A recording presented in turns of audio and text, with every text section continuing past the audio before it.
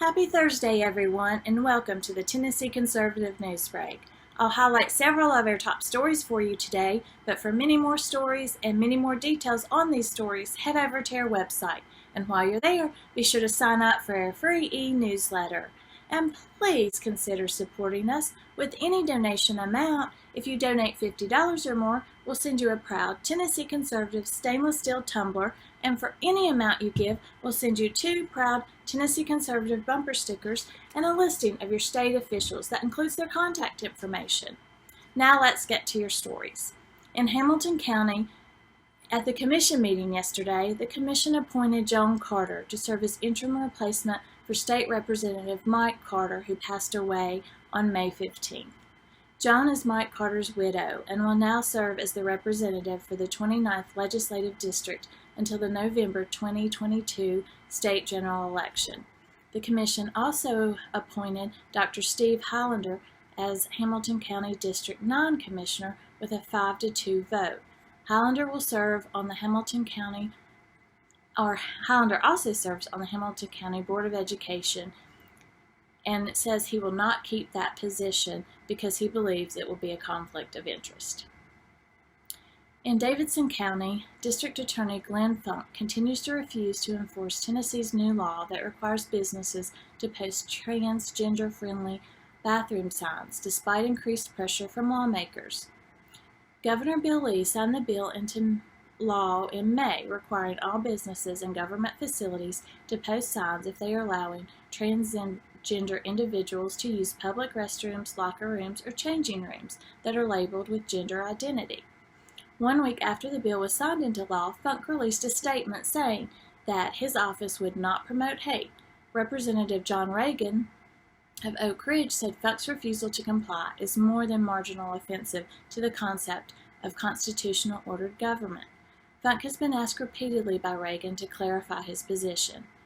Funk finally responded with a letter on Wednesday. It said, "My office is devoted to public safety, prosecuting violent criminals, and supporting victims. However, this law does not accomplish these goals. Instead, it only dehumanizes transgender people and falsely portrays them as predators. History has blemished this far by too many examples of the government openly discriminating against LGBTQ individuals." Reagan did acknowledge that district attorneys do have the authority to exercise some discretion when it comes to criminal cases. Nonetheless, such discretion is not totally without limits, Reagan wrote. And do you want to take action to protect your liberties?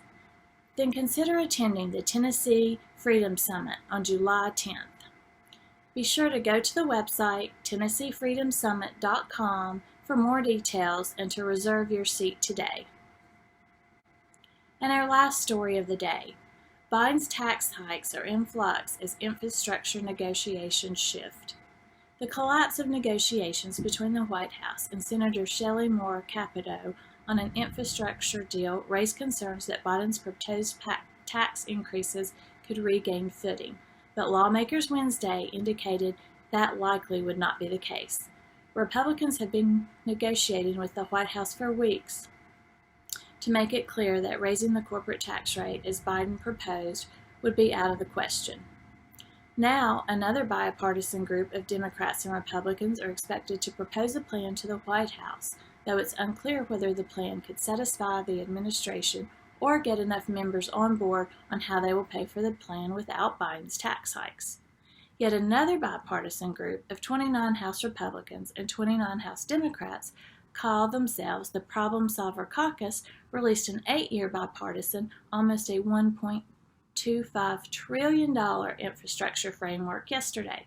Whether any of the bipartisan groups can create a plan that appeases both sides when one negotiation has already failed remains to be seen. That's your news break for today. For more details on the topics I covered and for many more stories, visit our website. And while you're there, subscribe to our free e-newsletter. And if you like what we're doing, please consider donating any amount that you can to help us keep these stories coming to you. You can do that at TennesseeConservativeNews.com/support. Thanks, guys. I hope you have a great day, and I'll see you next time.